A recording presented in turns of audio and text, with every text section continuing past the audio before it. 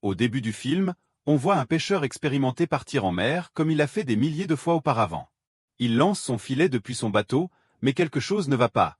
Le filet se coince au fond de l'océan. Le pêcheur plonge pour essayer de le libérer, mais il ne parvient pas à remonter à la surface, encerclé par un immense banc de poissons. Pendant ce temps, une gardienne de phare contacte un collègue en Allemagne pour discuter des affaires en cours. Elle est interrompue par un signal sur son moniteur et se précipite pour enquêter. Charlie doit nager jusqu'à une balise Judy pour plonger dans l'eau et récupérer un capteur qui s'est retrouvé emmêlé dans des filets de pêche. De curieux événements se déroulent également au Canada. Léon, un jeune chercheur spécialisé dans les baleines, est appelé à la plage de Vancouver où un énorme orque s'est échoué quelques heures auparavant. Après avoir examiné l'animal, il se rend sur le quai des pêcheurs pour tenter de découvrir lequel d'entre eux a provoqué les graves coupures visibles sur l'orque. Un vieux pêcheur l'emmène sur son bateau et lui montre le côté mordu de son navire, prétendant que c'est la baleine qui a attaqué, les obligeant à se défendre pour ne pas chavirer. Léon n'est pas convaincu par cette histoire, mais le pêcheur insiste, affirmant que c'était une question de survie.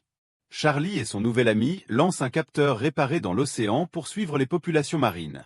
Ils remarquent des fragments de glace de méthane autour du bateau, ce qui n'a rien d'habituel, mais il y en a bien trop cette fois-ci. De son côté, Léon capte finalement des fils de baleines et découvre qu'elles ont été retrouvées en différents endroits le long de la côte. Avant de prendre la mer, il appelle sa petite amie Lizzie, qui est déjà partie avec des touristes voir des orques dans la nature. Un gigantesque cétacé apparaît soudain près du bateau de Léon. Après quelques instants, il disparaît sous l'eau, mais un groupe entier d'orques prend sa place. Lizzie emmène les touristes sur le pont pour admirer les baleines, qui offrent un spectacle impressionnant. Le gigantesque cétacé refait la surface près du navire, permettant aux touristes de l'observer de près. Si ce comportement étrange émerveille les visiteurs, il inquiète Léon qui tente d'avertir Lizzie, mais il est trop tard. L'attaque suivante des baleines frappe le milieu du bateau. Léon arrive sur le lieu de l'accident et tente de sauver les survivants, mais un groupe d'orques chasse désormais les touristes. Léon ne parvient pas à sauver Lizzie. L'action se déplace ensuite dans un restaurant français. Après avoir acheté des fruits de mer frais au marché, le chef prévoit de cuisiner des homards, mais l'un d'eux lui projette un liquide inconnu au visage. Après s'être essuyé, il continue son travail. Le soir venu, lui et deux jeunes cuisiniers tombent malades. Le chef meurt ce même soir, et les deux autres sont transférés en soins intensifs, dans l'attente des résultats d'analyse pour comprendre ce qui s'est passé. En mer, un navire norvégien descend une caméra pour étudier un phénomène inhabituel, une invasion de vers de glace. Quelques spécimens sont remontés pour examen, et les scientifiques découvrent une particularité. Ces créatures possèdent des mâchoires et se reproduisent à un rythme alarmant. Une commission se forme pour étudier ce qui semble être une nouvelle espèce de vers et de bactéries. De son côté, Léon parle avec le propriétaire d'un bateau de pêche qui aurait assisté à une attaque de bateau par des orques géantes la veille. L'homme montre aussi une anomalie. La coque de son bateau revenu de mer est recouverte d'une épaisse couche de mollusques, un phénomène inédit. Un groupe de scientifiques déploie un échantillonneur sur le fond marin pour prélever le sol où les vers ont été trouvés. Mais une fuite de méthane provoque une explosion. Bien que le navire survive, l'équipe est terrorisée par l'erreur commise et par les résultats des prélèvements. En plus des vers, les bactéries qui consomment de la glace pourraient atteindre les grandes profondeurs. Jazz enregistre un message vidéo destiné à Charlie quand des conférences alarmantes apparaissent sur les moniteurs. L'eau sous le navire se met à bouillonner et quelque chose tire le bateau vers les profondeurs. L'action se transporte à Venise. Un jeune homme lit de la poésie à haute voix sur un pont lorsqu'il fait tomber son livre dans le canal. Mais lui et sa compagnie oublient vite ce contretemps lorsqu'ils assistent à une scène encore plus étrange. Des milliers de méduses géantes remontent à la surface. Les analyses des bactéries trouvées sur le chef infecté révèlent une nouvelle souche qui s'attaque aux globules rouges. On découvre par ailleurs que plusieurs personnes supplémentaires sont mortes après avoir mangé au restaurant en bord de mer. Léo obtient l'autorisation de pratiquer une autopsie sur l'orque pour étudier l'impact de la pollution sur les baleines et déterminer si cela pourrait être lié au comportement inhabituel de ces géants. Pourtant, il ne trouve rien dans l'orque qui puisse effrayer les experts, mais Léon trouve une substance inconnue dans son cerveau, qui est envoyée pour analyse. Une autre victime de l'infection apparaît un jeune homme d'un lave-auto. En rassemblant tous les événements, les scientifiques comprennent que la bactérie s'est propagée du restaurant à travers le système d'approvisionnement en eau. Léon est informé de nouveaux cas d'attaque de baleines. En regardant la carte, le gars trouve un modèle. Tous les changements se produisent avec les baleines pendant la migration. Pour vérifier ses soupçons, le gars navigue jusqu'à l'endroit où les baleines se reposent pendant leur sommeil. La plongée se termine presque en tragédie. Mais Léon parvient à installer une caméra sur l'une des baleines et à sortir un cigare. Découvre que les Japonais ont également trouvé les vers, mais ils ne sont pas pressés de le signaler au monde. Les enregistrements des caméras sont vérifiés dans 2 laboratoires à la fois. Les images de Léon montrent que le groupe de baleines est descendu tout au fond où ils ont été accueillis par une étrange lueur. Loin des événements, un nouvel incident se produit sur la côte. Des hordes de crabes rampent dans les rues d'un petit village. Un autre plan du fond marin lève enfin le voile du mystère. Il s'avère que l'une des sociétés pétrolières et gazières forait de la glace dans un endroit interdit et endommageait le fond marin sur plusieurs kilomètres. Léon doit se faufiler à travers une clôture pour se rendre dans la zone portuaire surveillée pour récupérer quelques muscles supplémentaires à analyser sur le navire. Mais il est attrapé par la sécurité et arrêté dans la matinée. Monsieur Sato, le propriétaire japonais du navire, contacte Léon. Il demande au gars de ne plus pénétrer sur son territoire de cette façon, mais promet de donner accès à tous les matériaux pour étude. Charlie reçoit enfin le message que Jess avait enregistré quelques minutes avant la tragédie. Une fois ses émotions calmées, Charlie remarque des détails particuliers dans l'enregistrement, comme une lueur étrange derrière un hublot. Des échantillons de crabes ayant émergé dans différentes parties du monde sont envoyés au laboratoire. Comme prévu, ils contiennent également une substance étrange qui absorbe les globules rouges à une vitesse fulgurante. Charlie passe et repasse la vidéo, tentant de comprendre ce qui cloche. Enfin, son Wii capte un son similaire à celui des enregistrements en haute mer. Charlie contacte le laboratoire pour partager cette découverte, mais son austère patronne, Katharina, rejette son hypothèse, affirmant que ces bruits ne sont que des coïncidences. Elle lui ordonne de conclure ses travaux et de fermer la station pour l'hiver sans proposer de théories invraisemblables. Cependant, après réflexion, Katharina décide d'évaluer l'hypothèse. Un hélicoptère transportant des scientifiques et un dispositif sous-marin est envoyé sur l'île, avec Cigar chargé de livrer l'équipement. Alors que l'appareil est remis à Charlie, des messages d'urgence atteignent les scientifiques sur le continent. Ils avertissent Cigar qu'une effroyable approche du tsunami. Ceux qui le voient comprendre qu'il n'y a aucune chance de survie. Cigar parvient à prévenir Charlie, et il quitte les lieux. Lors d'une conférence, les scientifiques annoncent que les bactéries découvertes infectent volontairement les humains, obligeant bientôt chacun à fuir les zones proches des sources d'eau. Léon tente d'alerter ses amis pêcheurs, mais aucun d'eux n'est prêt à abandonner la mer, préférant mourir dans leur environnement familier. Raïm rejoint Léon à l'Institut pour participer à une conférence scientifique où les meilleurs esprits se penchent sur la situation. La plupart s'accordent à penser qu'une force inconnue agit pour chasser les humains de l'océan. Katharina, cependant, s'y oppose. Elle exige que les scientifiques recherchent une explication purement logique et scientifique, conformément aux connaissances accumulées au fil des ans. Malgré les objections, les scientifiques présentent leur théorie au public, affirmant que les habitants marins infectés par les bactéries attaquent intentionnellement les humains.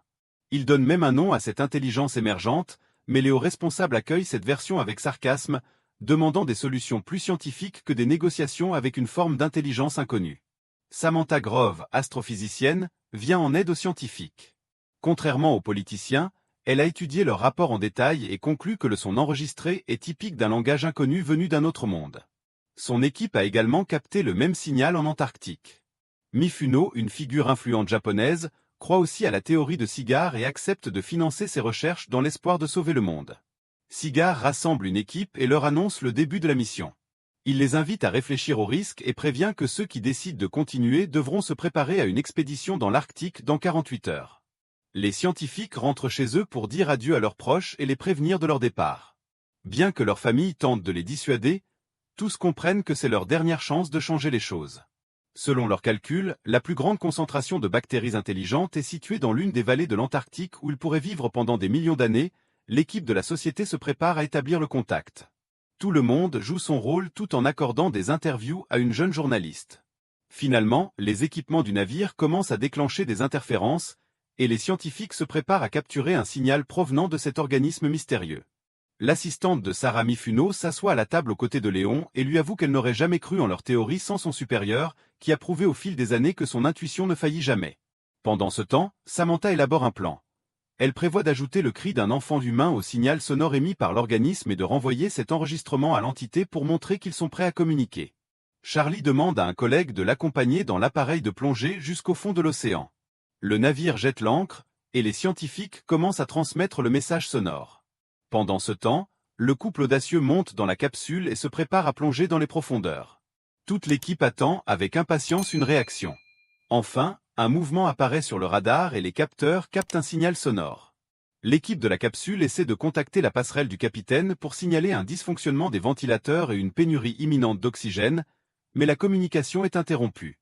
Le pilote en chef, Luther, se prépare à faire surface, mais Charlie remarque un mouvement et éteint les lumières, attendant de voir ce qui se passe. À bord du navire, il remarque aussi quelque chose qui approche. Sigurd insiste pour que le capitaine rappelle le sous-marin, mais ils ne parviennent pas à joindre l'équipage. Luther ne veut plus prendre de risques et ramène la capsule à la surface. Un piège s'ouvre pour recevoir la capsule dans un compartiment spécial. Charlie remarque une lueur étrange autour d'eux à ce moment précis, mais elle n'en parle à personne. Pendant ce temps, Samantha rapporte qu'ils ont réussi à établir un contact. Le signal sonore est revenu, et le cri de l'enfant a été modifié comme preuve que les bactéries ont constitué le message humain. Le docteur Chase cherche un moyen de soigner ceux qui sont déjà infectés par les bactéries. Luther explique à la journaliste qu'il n'a rien vu dans les profondeurs et que tout ce que Charlie a vu est probablement un produit de son imagination, tout comme l'idée d'une intelligence. Néanmoins, Samantha essaie de décrypter les messages de l'entité pour l'assembleur en un signal de réponse compréhensible. Alors qu'elle reste dans le compartiment avec la capsule, le journaliste remarque une lueur dans le bassin. Les lumières du navire s'éteignent et les interférences commencent. Lorsque tout revient à la normale, le capitaine voit sur le moniteur le corps de la journaliste étendu. Le docteur Chase tente de sauver la jeune femme et remarque sur ses lèvres un liquide semblable au fluide céphalorachidien. Samantha informe l'équipe et le capitaine que, lors des recherches de tension, il y a eu une surtension si faible que personne ne l'a entendue. Mais selon l'astrophysicienne, le plus important est que le signal provenait de l'intérieur du navire. Charlie écoute ce que ses collègues disent, mais elle n'a jamais le courage de leur avouer qu'ils ont introduit les bactéries dans le bassin. Léon rend visite à la fille, dont le corps est maintenant couvert d'étranges taches. La docteure demande à Léon et Sarah de l'aider à immobiliser la jeune femme pendant qu'elle prélève un échantillon de son fluide céphalorachidien pour analyse. Chase informe l'équipe des résultats. Une substance déjà enregistrée chez les créatures marines a été trouvée dans la moelle épinière d'Alicia. Chase pense que les bactéries tentent de fusionner avec les cellules de la fille. Charlie avoue avoir vu la lueur entrer dans le navire avec eux. Samantha enregistre un nouveau message destiné à la Terre, cette fois en incluant une image sonore envoyée par l'astrophysicienne. Charlie descend sans permission dans le compartiment scellé, où le bassin commence à briller à nouveau en créant des formes lumineuses inhabituelles. À ce moment-là, Samantha reçoit un message de réponse de l'entité, contenant également une image. L'hélicoptère de Mifuno atterrit sur le navire, car il veut être présent lors de l'ouverture du bassin. Sigurd lui montre les enregistrements des caméras du bassin et l'image envoyée en réponse au message de Samantha. Selon l'astrophysicienne, l'image représente le superocéan entouré par un supercontinent, il y a des millions d'années. Les scientifiques expliquent que l'entité leur a rappelé qu'elle a toujours été, est encore, et sera sur Terre bien plus longtemps que les humains. Elle exige simplement que les océans soient laissés intacts. Il y a néanmoins une bonne nouvelle. Puisque l'entité répond au message, l'équipe a une chance de négocier et de parvenir à une trêve. Pendant ce temps, Chase a mis au point un médicament capable de détruire les bactéries qui consomment les cellules sanguines. Cette nouvelle crée des désaccords dans l'équipe. Mifuno prévoit de tester la substance dans le bassin. Si cela fonctionne, il compte détruire complètement l'entité. Sigurd s'y oppose, du moins jusqu'à ce qu'il confirme qu'une négociation est impossible. Chase tente de trouver un compromis et suggère de tester le médicament dans le bassin sans le libérer dans l'océan ouvert. Tout le monde se rassemble pour observer l'expérience. Chase introduit le médicament dans l'eau, qui commence immédiatement à s'élever en émettant un cri terrifiant, brisant les vitres. On informe le capitaine que plus rien ne fonctionne sur le navire, qui dérive maintenant dans les eaux de l'Antarctique. Pire encore, le navire est encerclé par des icebergs. L'embarcation percute un iceberg, mais une lumière bleue l'emporte soudain ailleurs. Le capitaine ordonne de démarrer les moteurs pour échapper au contrôle de l'entité.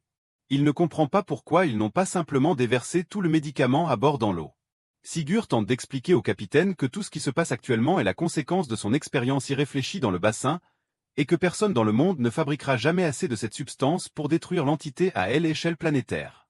La seule issue est de parvenir à un accord.